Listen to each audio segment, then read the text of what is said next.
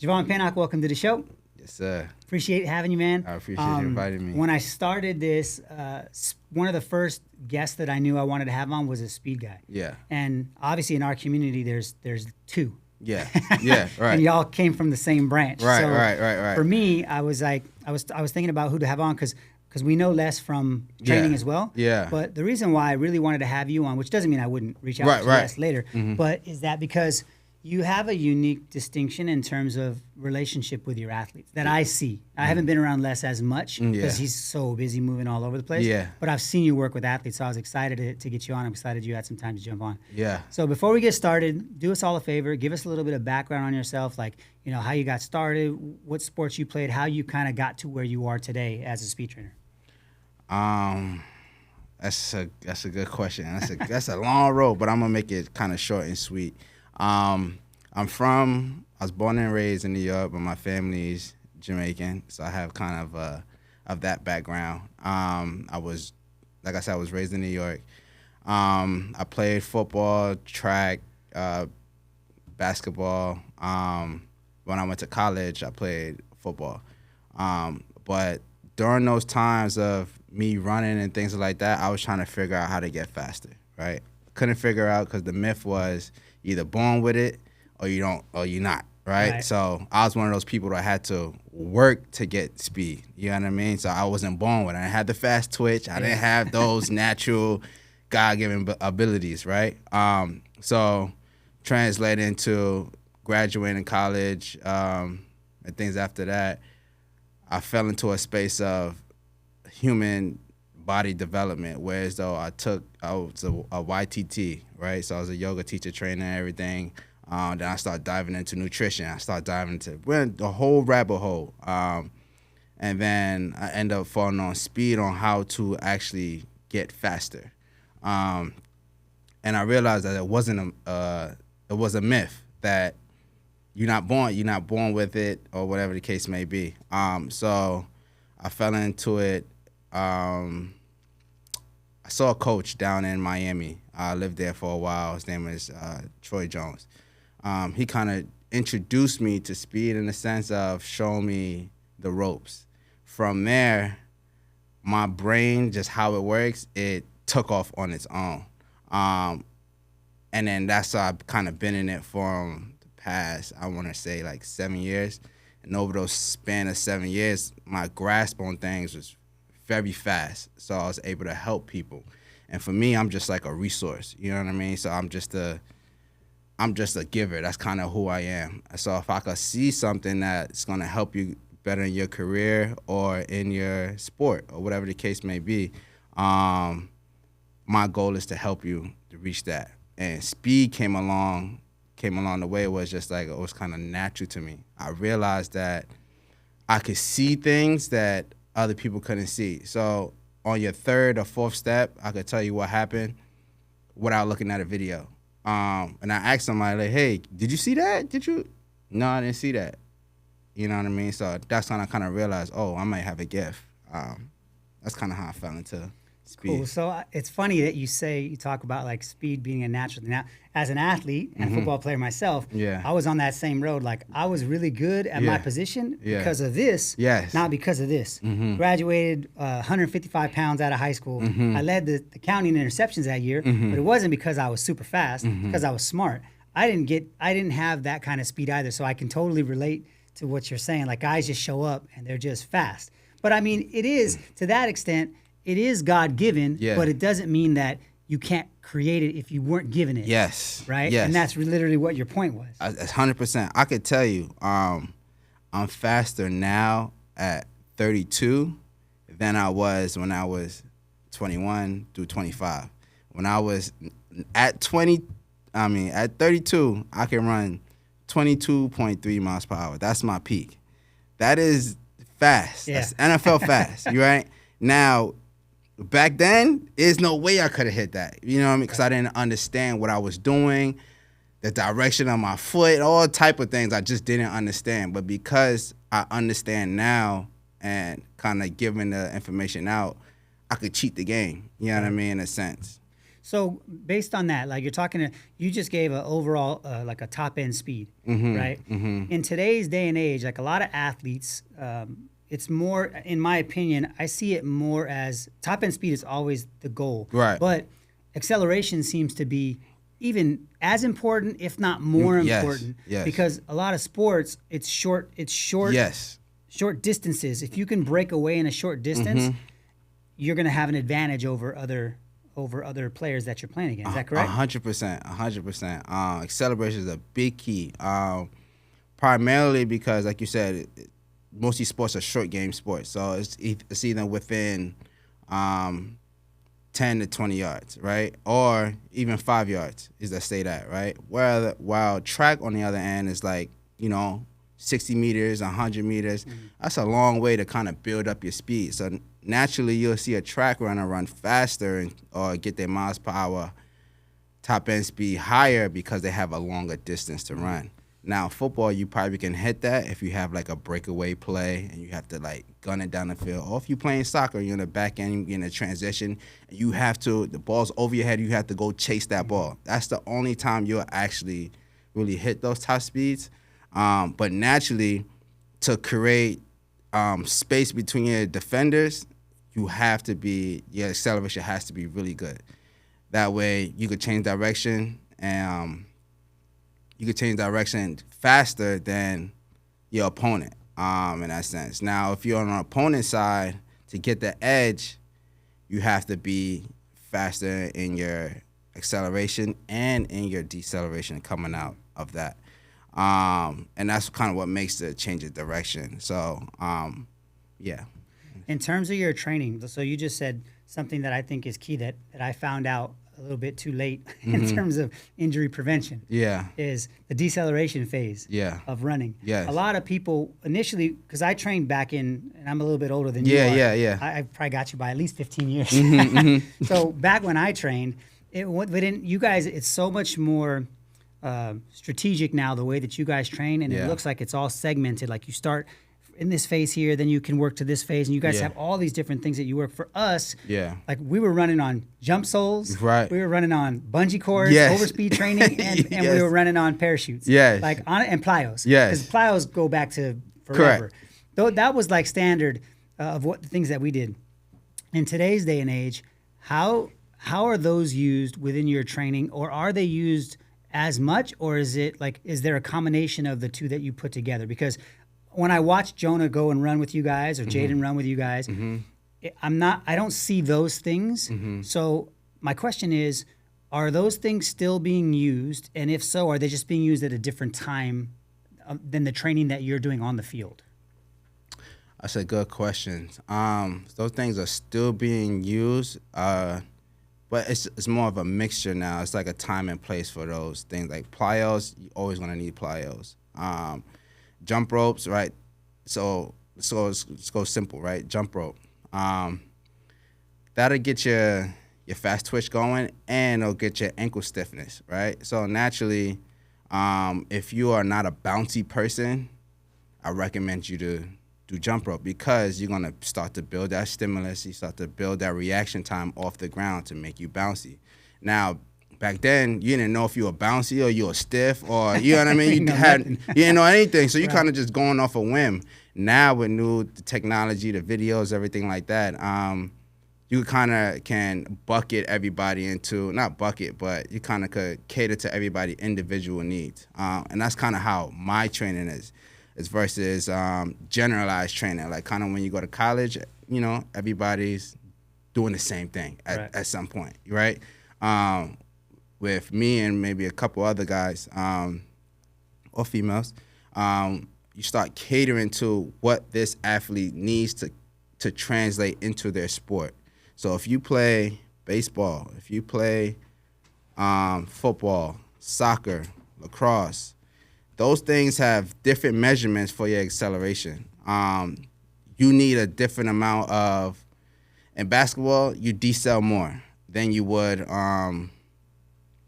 in baseball. Because the court's smaller. Because the court's smaller, and you got to change direction a lot faster. Baseball, you really just need to go from point A to point B, was base 1 to base 2, whatever the case may be. Your decel is probably going to have a minimum, you know what I mean, on that. Basketball is a lot different, right? So is soccer, right? So yes, those things are being used. And just to piggyback off your phases, what you're saying is everybody has a different method, right? So these are the phases here.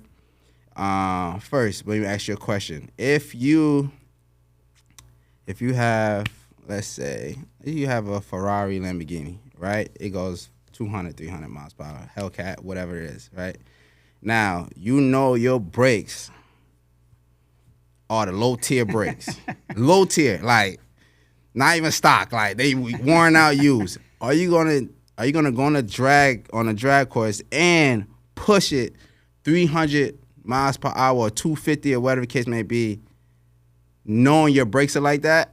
Are you really going to test the limits? Nah. No, not really, right? So it's kind of the same thing with the human body, right? So my body knows, like, if I hit this top speed at, say I peaked at 20 or 19 miles per hour, I know I don't have the brakes.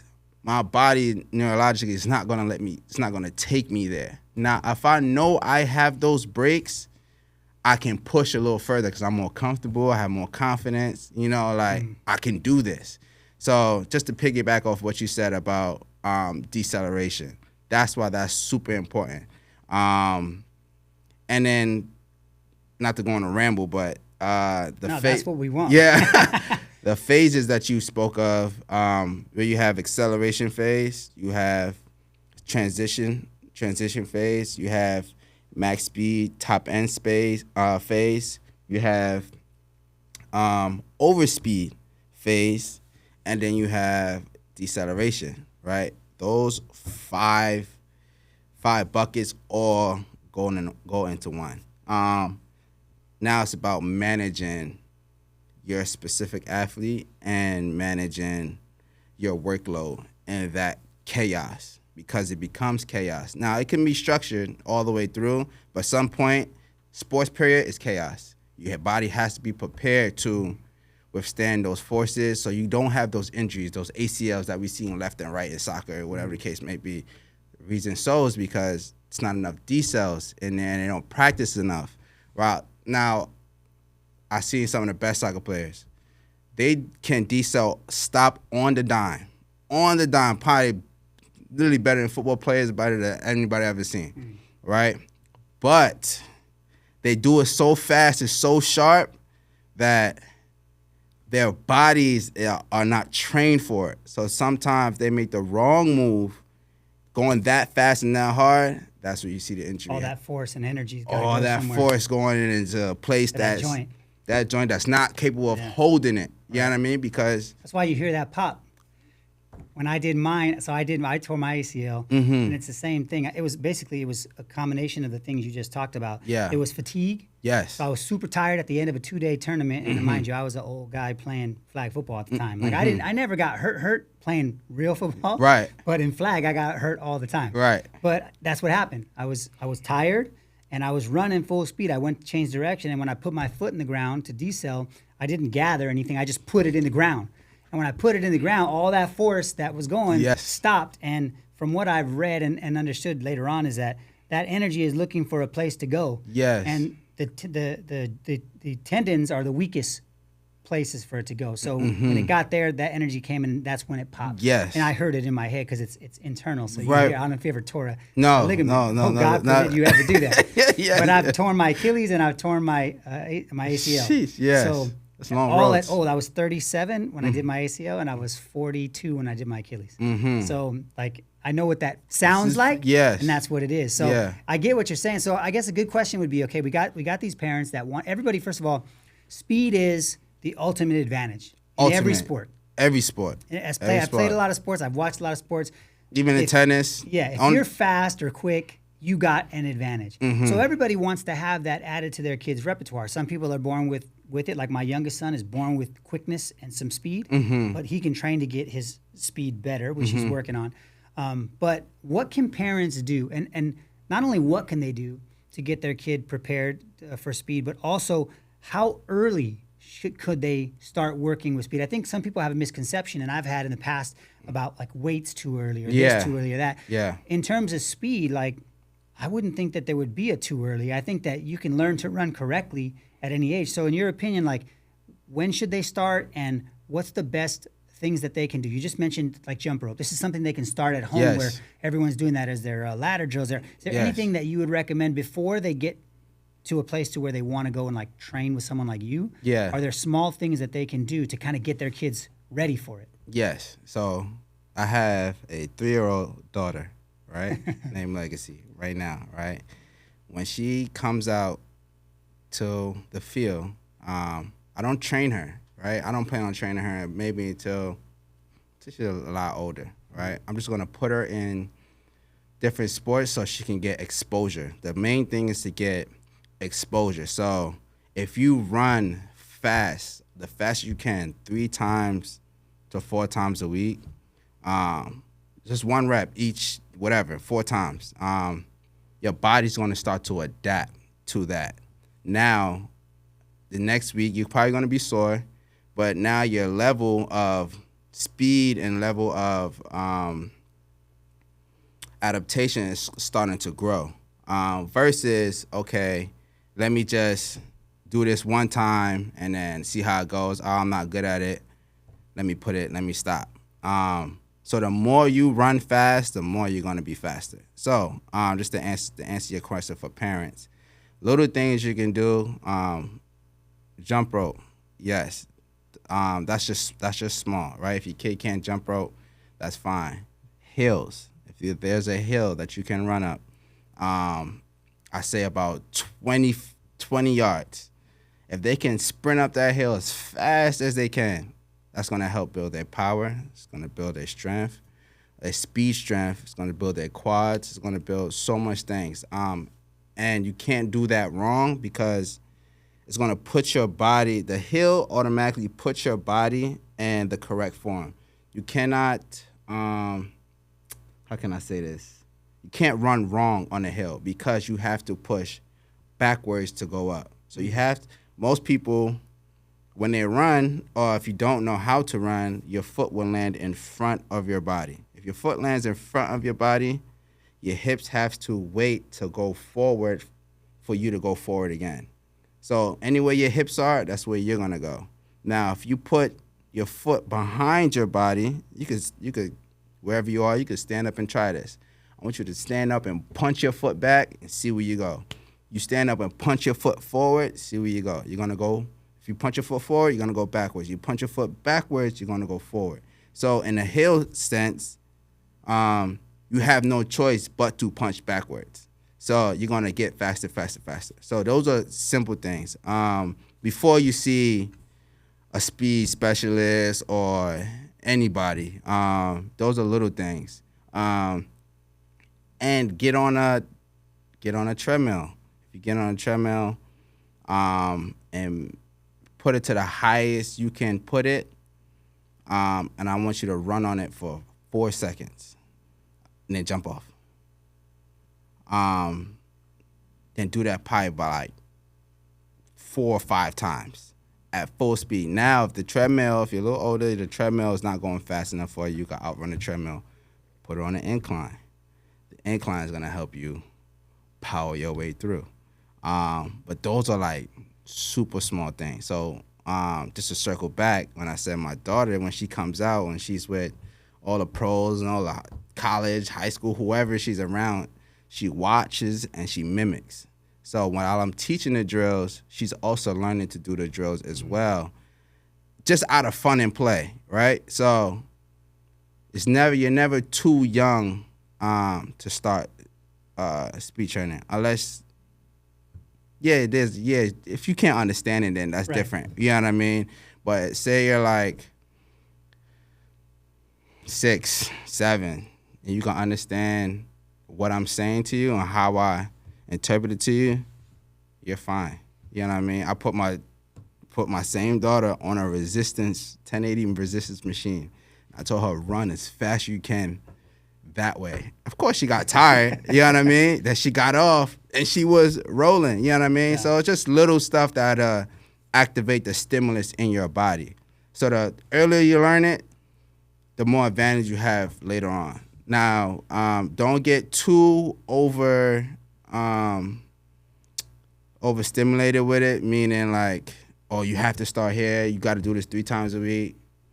As they grow, their bones going to grow. Just let them flow how they flow. Just have them run fast. That's it.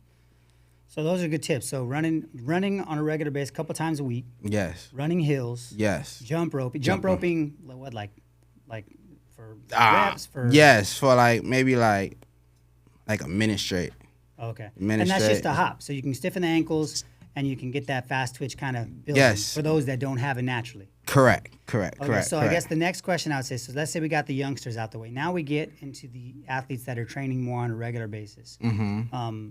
The one thing I always was wondering was so right now I have Jonah training 5-6 days a week. Mm-hmm. He does plyos twice a week. I give him a day in between each of those. Yeah. And then on Sundays we hit the beach and do training in the beach. So we do agility stuff in the beach, change the direction, and we do speed training, just running in the sand. That was another old school technique that I was able to do when I was coming up because it didn't cost anything. Right. Just go to the beach, and they would put out 20, 40, and then we would do 60s. Yeah. And we would do like 10, 5, and then 2, just to get used to it. Yes, I have some stories about the things we used to do for sure. Oh, yeah. We did, me and my boy Jay, I didn't get fast. Yeah. And for me, my top speed, I ran a 4.4. Yeah. 4.4 like 6 or 7. Yeah, so it was a high 4.4. That's fast.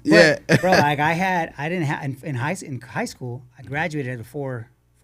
Yeah. 4.8, 4.5. Yeah. I didn't get fast till after. The reason why is because that was what I had. Yeah. That was what God gave me, right? Yes. And my school didn't teach us how to run. Correct. Like y'all were at Del Norte when Jacob got there. When you guys got there, I was like, this is awesome. Yeah. Like you guys are learning how to actually run from speed guys. Yeah. We didn't have that. Right. Like so. Such a privilege. So when we got exactly. So when we got out, my boy and I we moved to LA and we were living in LA and we lived together. We would just train because we were playing flag football competitively, but we didn't want to be like just some regular dudes. Like we wanted to play a high level. So we were always training. And so we had a little bit of money because we had a job. Yeah. So now we could buy the parachutes. Now we could buy the bungees. We could buy the jump sole. At that time it was, it was jump soles. There's 2 different ones. There's the one that you put on your feet. And then there's the old ones. I forget the name. I think jump soles are the new one. I can't remember that. Strength shoe. Yes. It was like a circular part of the shoe. We had those. Yes. So, bro, then we started training, and we were training religion, and we would test ourselves, and we were getting faster and faster and faster. And finally, I want to say, I was probably about 27, 28 years old. That was when I was my fastest. But it was because I was doing that. Now, we didn't have no rhyme or reason to how we were training. So I don't know. I don't know if later on some of that contributed to injuries. But I guess my next question is, when someone's training, like what is a good, because you have weights, you have your sport, you have all these things that you're doing. I think is what's the chaos you were talking about. Is that being an athlete, there's all this chaos going on. Like how do you fit in speed to where you're not overdoing it? Like what's a good, in your opinion, what's a good ratio? If you got a kid that's working out 4 or 5 days a week, they're doing plyos, they're doing weights, and then we got to mix in the sprints to where we're not harming ourselves. Like, how do you fit all that in? Because athletes that are at that next level, that's what they're dealing with. Like Jaden's going to college. Right. She's got all this stuff going on. Right. How do we mix that in? Because that's the one, what you do, and I've been trying to get it with you forever. That girl's schedule is like ridiculous. Yeah. I already know. CEO, bro. I can't even get her to do stuff. But like I told her, she's going to SC next week. Yeah. So I told her, the one thing if I'm you going into school is I'm trying to get that acceleration and that top speed dialed in because you've got everything else. Yes. If you had that, you're dangerous. But how does athletes like her and even like my son that are in high school, how do they figure out how to mix all that in? Like what's a good mixture so you're not overtraining? So there's like a certain stimulus that you need, right? Meaning when I say stimulus, I mean like just exposure to doing certain things, right? Well, sprinting. In the best case scenario, you would do it in your sports training before you actually start your sport. So, and let's say pro teams does it, right? In the beginning of practice, you'll have your speed segment, whereas though you'll have resisted sprints, then you have unresisted sprints. That may last about 20 minutes. Or in college, whatever, that may last about 20 minutes. But it got the chunk of your work that you need, that your body need for the week. Meaning like you had 4 sprints that was resisted, meaning there's some weight behind you, you're pulling it. 4 sprints. Then you have 4, and then you contrast, meaning you go free sprint, and you have 4 of those as fast as you can. It's almost like I'm pulling back a rubber band, and then once I get off the resisted sprints, I let the rubber band go, you're gonna shoot forward, right? It's kind of that sense, right? So now your body's starting to train as if I'm 180, and I put 20 pounds behind me. Now I'm training like I'm 200 pounds. So when I go back to take that weight off and I'm at 180 again, and I'm running as if I'm 200 pounds, I'm going to be faster. That's just natural, just physics. That's just how it works. But yes, best case scenario would be to do it with your team. That way it's not taking up a whole day, right? But if you have the time and luxury, 2 times a week, speed training at minimum will be the best. 1 time, you're not gonna get much. The more reps you have, the better it is. Now, you can over rep, meaning like I would not do speed 5 times a week.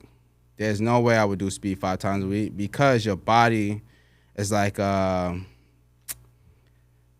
body's like a Ferrari, right? You can't feed it regular gas. You need premium, right? And you have to recover, right? If you keep driving, something's gonna break, right? So recovery is important in a mix of everything else that we just talked about. Recovery is super important. You need your rest day, and you need to take care of your body as far as like best method I think is ice tub, hot tub. If you contrast between those two, meaning like 1 minute in a cold ice, 3 minutes in hot, you do that 5 cycles, your body will feel fresh. It would kind of flush out that lactic acid in that sense. So yes, 2 times a week at minimum of resistance training, unresistance training.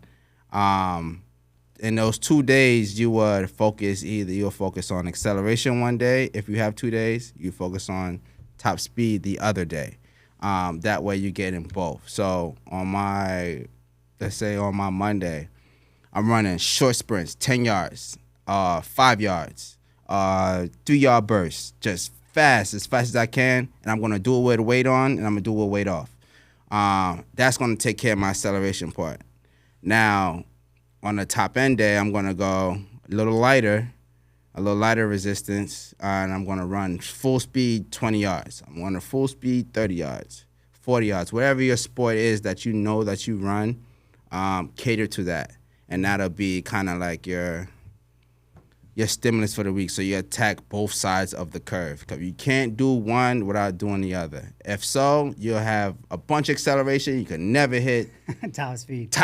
You know what I mean? Your top speed is going to be super low, but you're going to be fast as lightning. You see shifty people. Some people are very shifty. But they get caught. You know what I mean? After you do your move, got them out of there.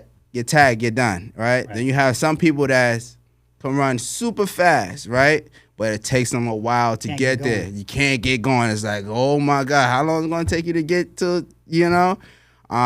So best method is the fastest A to point E. You need both. Yes. I mean, that makes sense. Because I'm thinking now, I'm rethinking, because Jonah's in a training year. Like, we're just training this year. Mm-hmm. We're not playing anything. We're just working out, getting bigger, eating, sleeping, and training. Yeah. So like that gives me a good idea that we're semi on the right track. But this is the reason why I believe that, and I've done this with all my kids, is that comes a point where my knowledge and expertise in something is at its limit. Yeah. And that's where people like you come in. Yeah. People like, it's like, I taught my kids how to do specific things, and now I got to turn them over to somebody that can get much more specific with them on how they run, how they're going to get faster, what they need to train for, what their sport is specifically, because these are all things that a lot of times I think as parents, when we're young, we have young kids, we can get them like just little basic stuff like you're talking about. Like we did a ton of ladder work, so that's why my kids' lateral movement is so good, because we would warm up before every workout. My wife and I would work out in the garage. Before every workout, we do the ladder. Yeah. And when the kids were little, I got videos of Jade and Jonah, Jake, just on the ladder, like moving. Not to cut you off, but no, keep going. The ladders will help.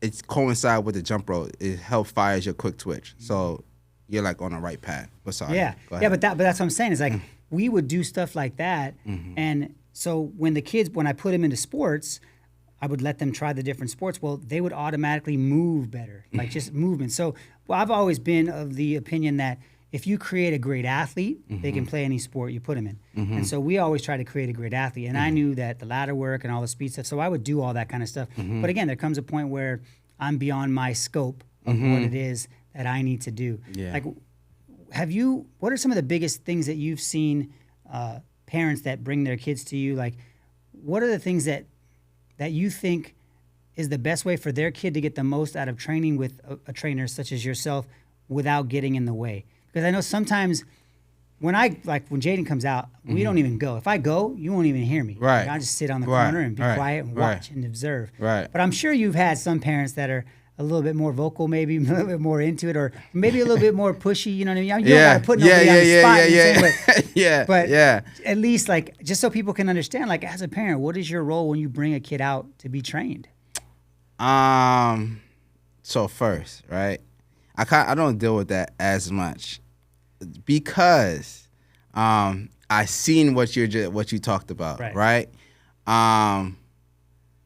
But I have to have a conversation with the parent first. It's like, okay, my resume kind of speaks for itself, right? So you have to trust me that I'm gonna lead your kid in the right direction, right? Now your kid may get nervous because they see you and they want to impress you. You know what I mean? And if they're not doing something right or whatever, it's like, my dad watching or mom is watching, so I can't really be myself. So with me, I kind of allow the kids or whoever it is, to be their self. And that means you have to zone in. That's the mental part. You have to zone in and lock in. It's just me and you here, and we're gonna figure out what you need and what you don't need, and get comfortable in that space. Once I have you comfortable in that space, there's no limit to what you can do, because now you understand your body awareness. You understand what your goal is and how you're trying to get there. And I'm going to guide you as much as I can. So for parents, if you've done your research enough on the person that you're choosing, allow them to do that. You know what I mean? If not, it's going to disrupt their flow. Now, if you see something that's, it's going to hurt the child or it's not to the standard, that's when you take action and pull them out for their safety. If there's a safety concern, you always have to put the child first and take them out. Whether it's after the session, you never seen them again, or it's during the session where it's like, that's not it. You know what I mean? That's your prerogative, you know what I mean, to put the child first. Yeah. And just have the conversation with the coach or whatever the case is. But don't do that. Don't take them out or batter with the coach and then put them back in. You know what I mean? So if you're going to take that commitment of taking them out or, leaving them in, stick with whatever it is, unless there's a safety concern. But yes, I haven't dealt with that many parents, but I have dealt with someone just like, come on, let's get it. Yeah, you got it. Yeah. You know what I mean? I understand that. You know what I mean? Like, hold on, Pops, hold on. You're distracting us over here. You know what I mean? But I love those parents that are super involved. I actually recommend it. You know what I mean? So I'm going to have a conversation, not with the kid around. I'm like, what do you see? You know what I mean? And then we have a conversation. Okay, I see this outside of when they're with you, and I see this when they're with you. You know what I mean? How can I help the parents' needs and the child needs to make it coincide? You know what I mean? And also what I think. You know what I mean? That way it's a community effort. there's not one dictatorship. You know what I mean? So if you're telling me Jaden has to do, she has to be faster lateral, right? And she's so fast lateral on the soccer field, but when she's training, she's not giving that much effort. Now we have to figure out, okay, what is it? What's the difference? Now we have to talk to the athlete, like, what is the difference that you're seeing from here and here? Why is it not the same? You know what I mean? Then we fill those gaps. Well, yeah, luckily she don't have those issues. You know what I mean? Because she's phenomenal. But yeah, but that's just an example. Yeah, no, it makes sense. The reason why I was asking is because I've seen those parents. I literally made a film about those parents. Yes. Because I used to film my nephews when they were little before I had kids. Yeah. And I would be up in the stands and like people are going at it like crazy. Football parents. Yes. We can be a little much. Yes. Let kids be kids. Yeah. Okay. To piggyback off that, parents, just let kids be kids. Kids are going to they're going to figure it out amongst each other. You don't have to jump in. So now if there's a safety issue, then there's a problem. But outside of that, let the kids be kids and let your kids play multiple sports. I know if you want a kid to go professional in, football, right? Don't strictly put them in football. Put them in other sports as well, whether it's basketball, right? It's going to help with their jumping ability if they're playing football. It's going to make them more bouncy. Put them in soccer. It's going to help their feet work because you have to use your foot so much in soccer, right? So those combination of things will create that athlete, right? You know what I mean? Which is best suitable for the sport. So don't just think like I got to 5 days, 6 days a week. I got to be strictly football. Got to be strictly at a young age. Let them develop those different type of muscles and tendons that has to get strong that the other sports is going to allow you to use. If you just use one sport, you're only going to work on a set of group of muscles.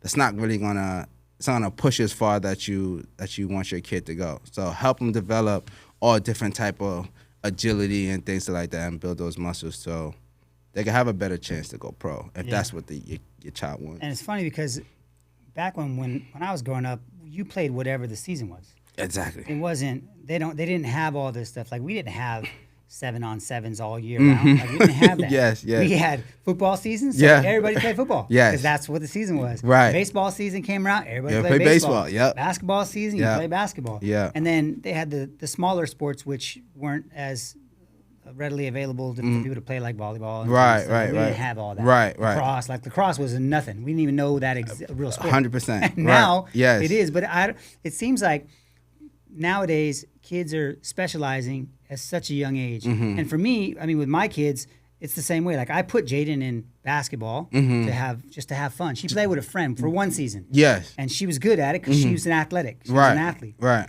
But she realized that soccer was where she wanted to be. So she just kind of naturally chose what she wanted to do. My oldest son gravitated to football. They tend to gravitate towards what the parents like. Right, so that's what right. I played. It's what I know. It's what I love to do. So I help them get better at it. But I wish I would have had him play more baseball or more other different types of sports. So nowadays, it just seems like the parents are so focused on their kids being in that one sport. Like I don't think they really understand that. All the different benefits you get from being a multi-sport athlete. Because the best athletes in history, they all play different sports. At least 3. So research, this is not me just talking just to talk. I'm telling everything I say is research based. You can look it up. Research shows that if your child plays 3 sports, they have a more likely chance to go pro than if they play that one sport.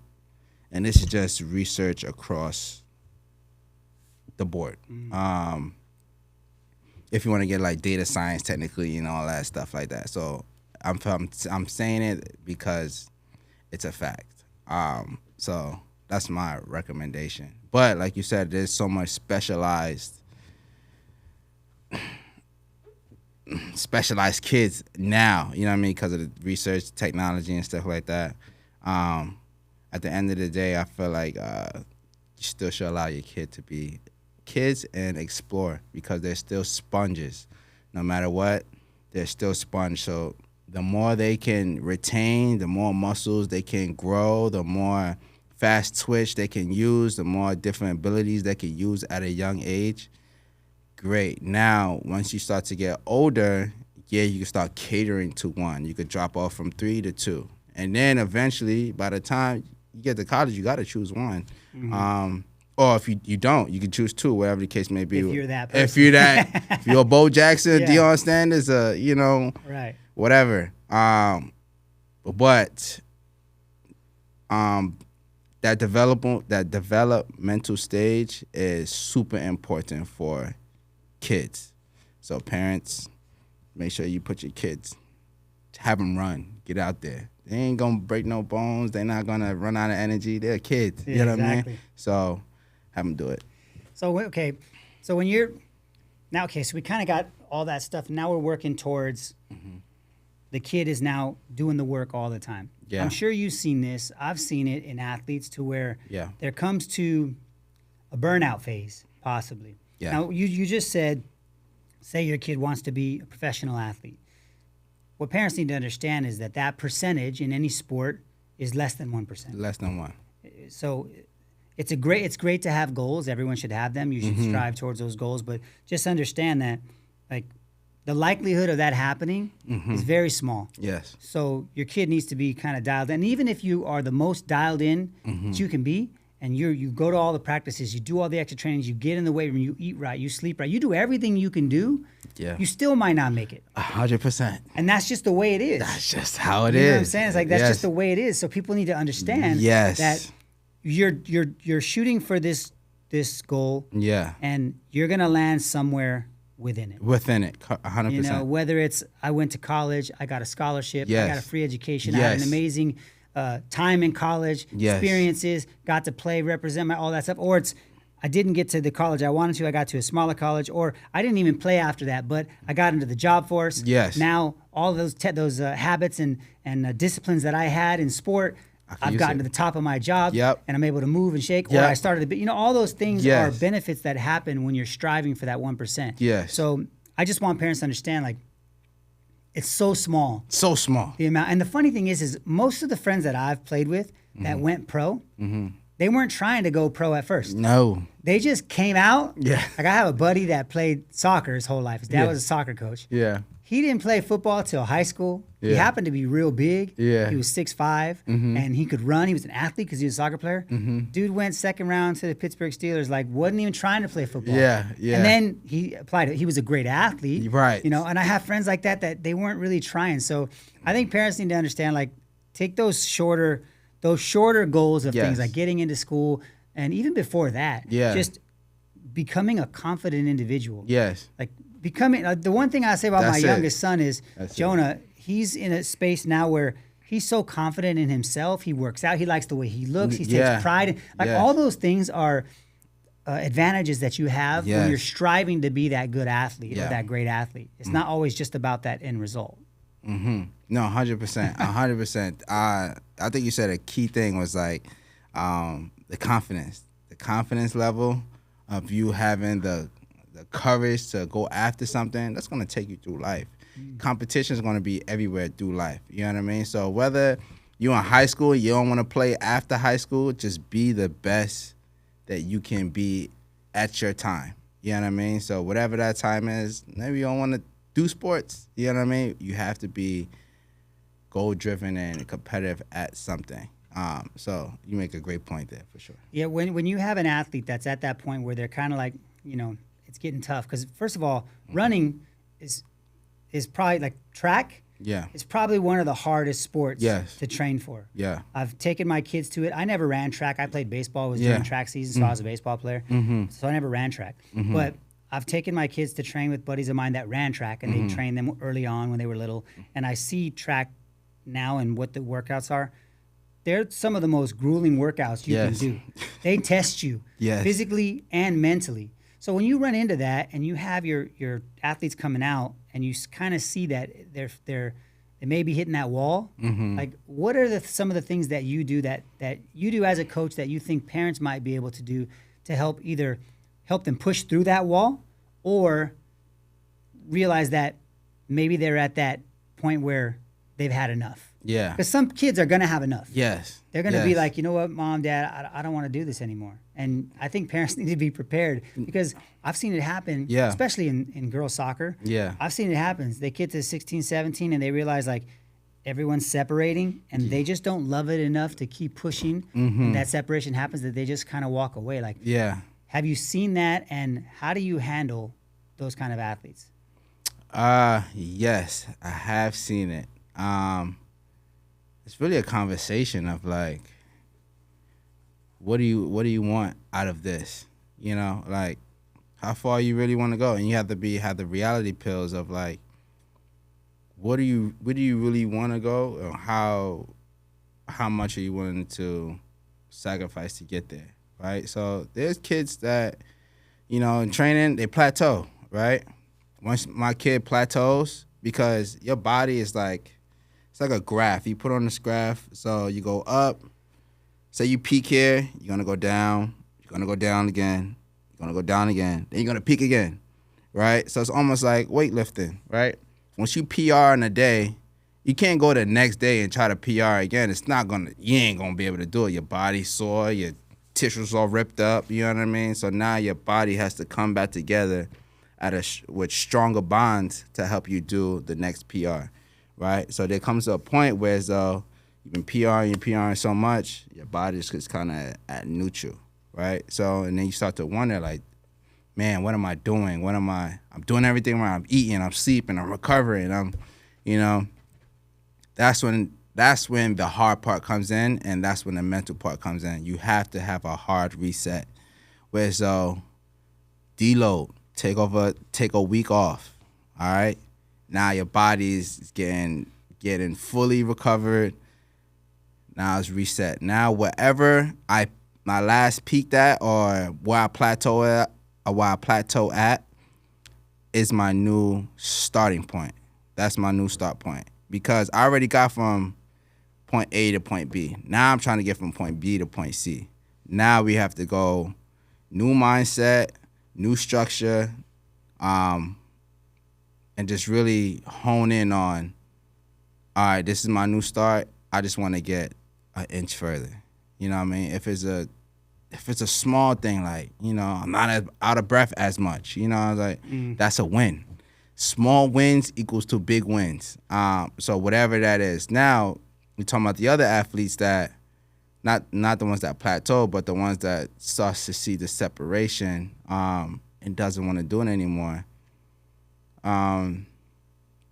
Those athletes, you have to, I know the parents may want it, but you got to see what that athlete wants, if they're old enough to make that decision. Now, if they're not old enough, it's like they just being babies or whatever the case may be, they got to tough it out, because that's how life is. You got to fight through this phase. You know what I mean? You got to fight it through. But they have to understand why they're fighting it through. You're fighting it through because, not because of the sport, because in life you're going to run into this part again, and I want you to succeed through that part, not give up.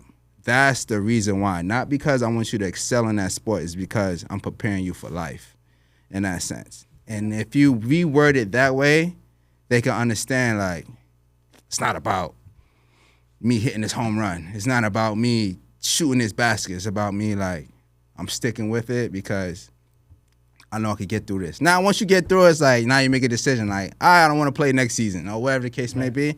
But, yes, it's bigger than sports. But it has to be a communication level between the parent and the athlete, if they're old enough to make that decision.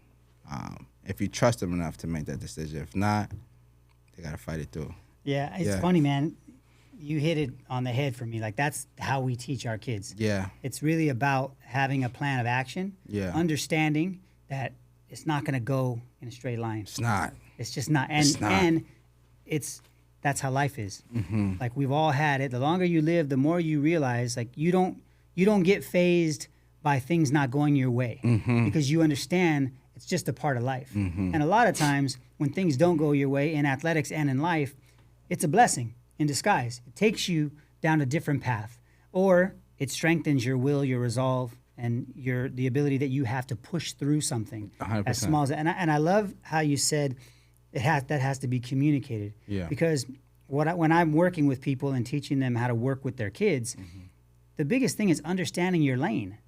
Like, this is your lane, this is their lane. Your lane has roles in it, and if your role isn't to want it for them, your role is to support what it is they want. Yeah. So I think, and you're right too about at the younger ages. When they're young, they need to learn tough lessons. Yeah. I did stuff when my kids were young, and I still do it now, to punish them just so they can feel what it feels like to be punished. Yes. Even though it's not that big of a deal what you did. Yeah. But I'm going to over exaggerate how big of a deal that is and punish you way over, because now you're like, well, dang, I did that and that was the consequence. I'm not trying to do that no more. 100%. I need to go this way. Right. So it's good, and I think parents need to realize, like, when your kid is at that age and they decide it's not for them, like, it's not about you. 100%. It's about them, and the best thing you can do is support them and be like, okay, if it's not for us, as soon as the season's over, we're done. Right. And what else do we want to do? What are we getting into now? What's next? Like, you know what I'm saying? Yes. Like, what are we about to do? Yes. So that way they understand and feel confident that, hey, I'm not just doing this for my dad or my mom. And maybe they're like, okay, and they have 2 months before the end of the season, and they fall back in love with what they're doing or the process, because they realize it's their choice. Right. It's not mom and dad's choice. 100%. 100%. You could want it as much as you want.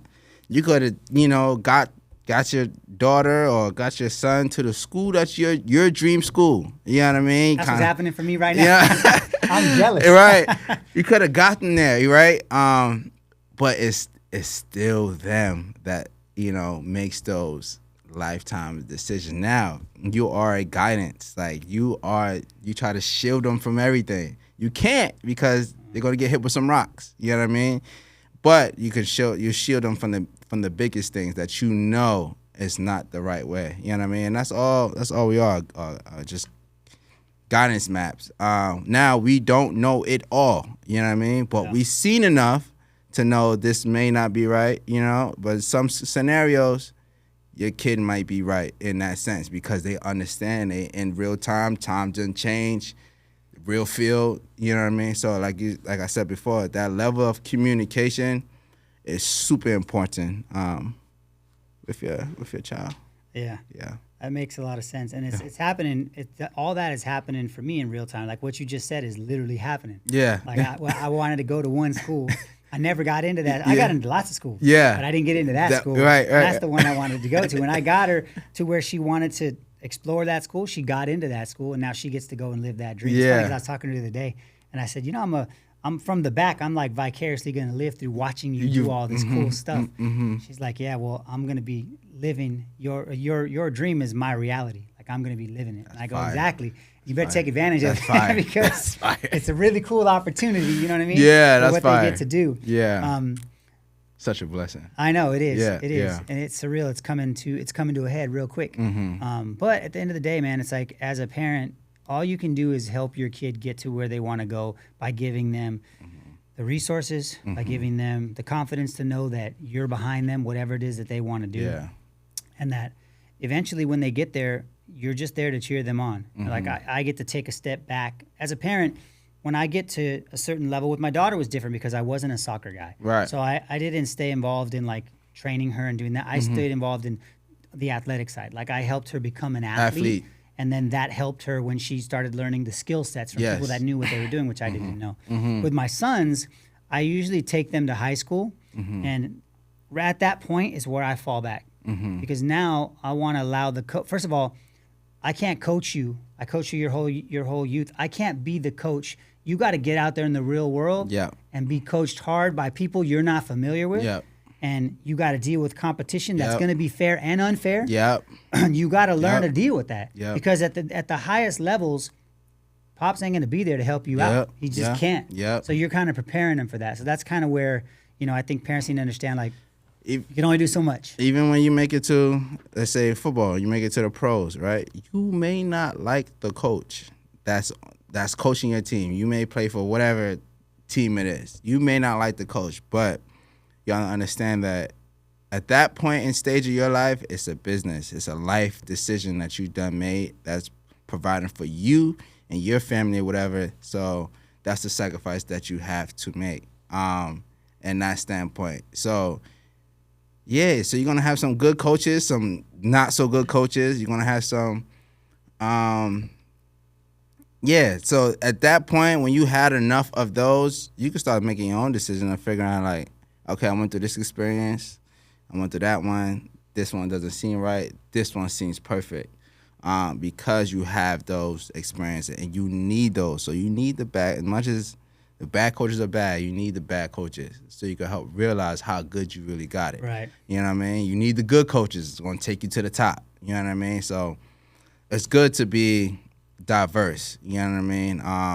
And just explore as much as you can, but try to stay on the path of your goal no matter what.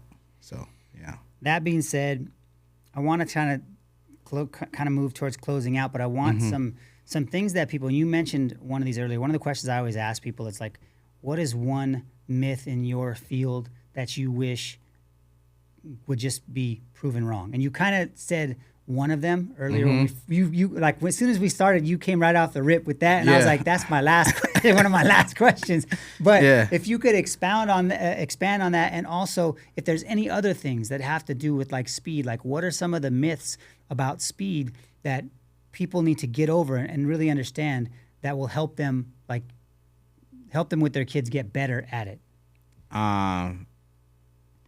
So the one I said earlier was you can't, either you got it or you don't. Right. With the speed thing, which is a myth. I mean, piggyback off that, I used to do nonsense. Like, I used to put textbooks in my backpack.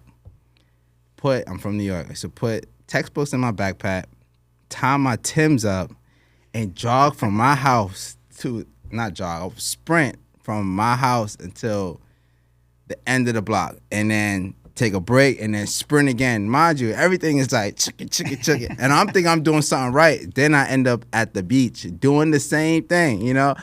Long story short, I'm looking back, I'm just like, man, like the nonsense that, you know, the things you would try to do to try to get faster or whatever the case may be. But now there's a better understanding of it. So, yes, the myth of you can't get faster. Now, you can max out on your genes, right? So there's a point where you max out on your genes, right, that you can physically do, and then you max out on as much as you can grow to get faster. Like, let's say I run 13 miles per hour, right? Or say I run a 5:40. Now, my genes can take me to 4.8, right? Now, with some training, and I'm like going 100%, I'm everything locked in, that could take me to a 4.6. I might not ever be able to run a 4.3, 4.4, 4.2 because my body's just not allowing me to get there. Right. If you people who was into track, like Usain Bolt ran 4 years, you know what I mean, for a fraction of a second, like just to get that much faster. 4 years? Yeah. You know how much dedication that is for a fraction of, you know, to be the best in the world. So that's where it comes to in that sense of that myth. Another myth, that you should put your kid in just in one sport. Put them in multiple sports to give them exposure. I mean, those are all good. Another one is you can't have too much accelerations. So acceleration, it's not going to tax your body as much as top-end speed. Top-end speed, that's more, the velocity's faster. Your body's moving a lot faster. It's more taxing on your hamstrings and all your other muscles. So you can only do those for a safe standpoint, the max of 3 a week, of like full out gunning it, you know what I mean, without actually hurting yourself. Now, anything outside of that, like when you go start going to 4, 5, 3 days, 6, or 3 reps. 3 reps in that same day. Oh, got it. Okay. 3 reps in that same day. Sorry, let me clarify. 3 reps in that same day. Of like what, 40 plus? 40 plus. 40 plus or 50 plus. Unless your body is built for it like a track athlete. Track athletes are built to run 100s, 60s, 200s. Right. They're built for that. Now, I'm talking for my acceleration sports. Like in our acceleration sports, they're not max velocity sports. Right? So that makes a difference. So you can excel 10 times, 20 times, 30 times. You're not going to be as taxed as you run 340s.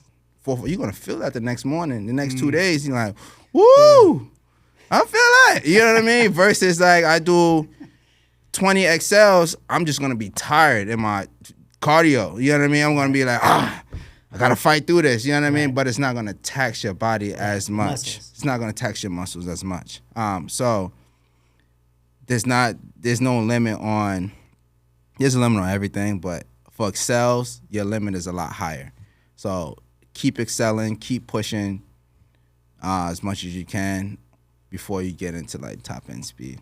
And that's kind of what decel is super important. No, it's not a myth or anything like that. And within the past, I want to say few years, deceleration has grown because of the ACLs, all the injuries. It's like you have acceleration, max speed, change of direction. Now, people just go out into the field and just go straight into change direction. Before you can do change of direction, you have to know how to decel first. That's the missing gap that is not trained enough. So get your kids to decel as much as they can. That's going to build their quads, their strong muscles, their ligaments to withstand more forces versus just speed all day unless you're running track. But most accelerated sports, you have to change direction. So fill in that gap as much as you can.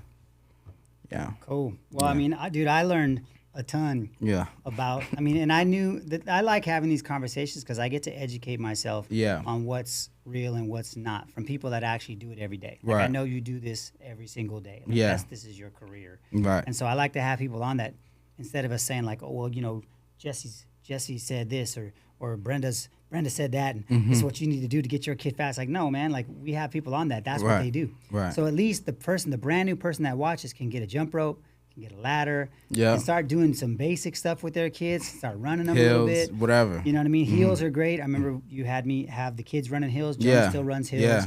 Like we have them do those things because they can get better at that. But when it gets to a point where they're serious about it or they really want to take their game to that next level, they're going to have to come and find somebody that knows how to do that better than they do. Yes. And then also have to realize, I love what you just said about there's a genetic and then there's a training like limit. Yes.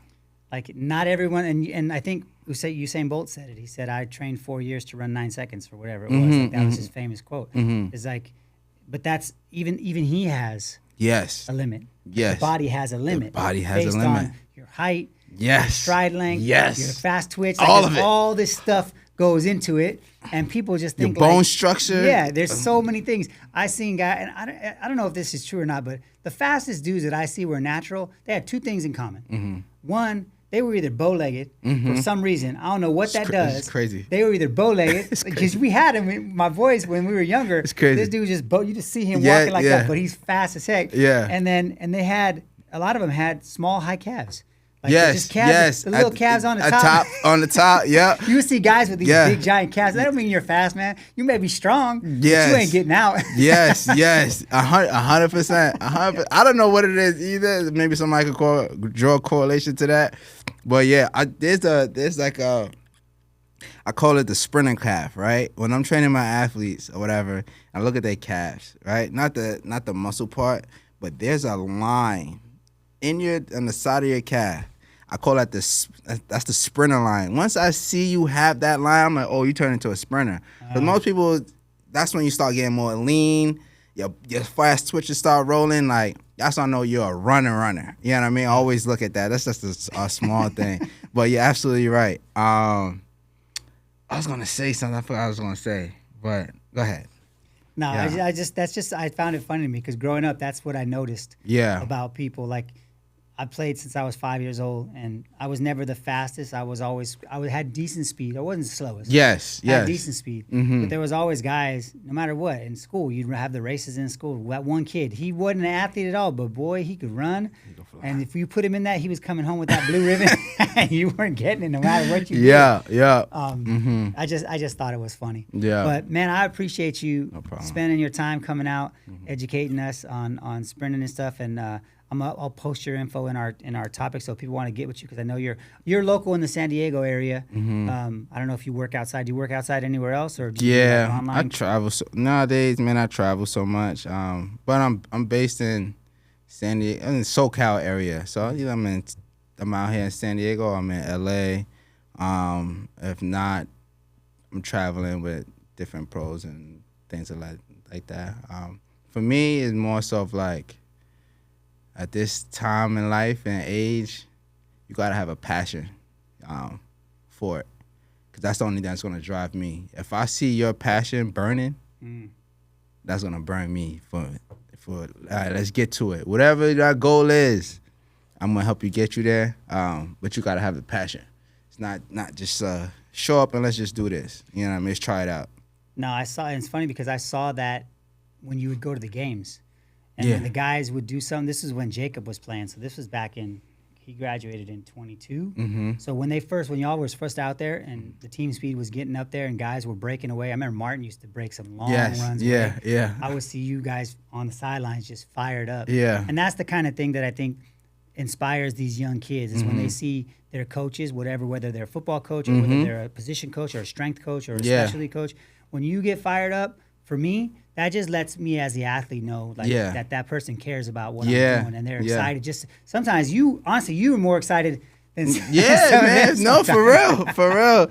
For me, it's bigger than the sport. It's bigger than the sport. It's more about, your character, what you want, and your goals, how we gonna get there. You know what I mean? So no matter what, I'm gonna get you faster. But it's bigger than that. I think we lifetime. Once I train you, we locked in for life. Yeah. You know what I mean? I could see you 10 years from now and be like, oh, what's up? I'm still going to treat you with the same love. Yeah. You know what I mean? So, which is dope. And that's how coaches should be. Like, honestly, when you're finding out, when parents are finding the people they want to surround their kids around, I always say the best way to get the most out of your kid is to put them in the right community. Yeah. And once you find that community and that tribe, so to speak, it's worth its weight in gold. Yeah, it's worth its weight in gold. Well, brother, appreciate your time, man. Thanks for coming out. Thank you.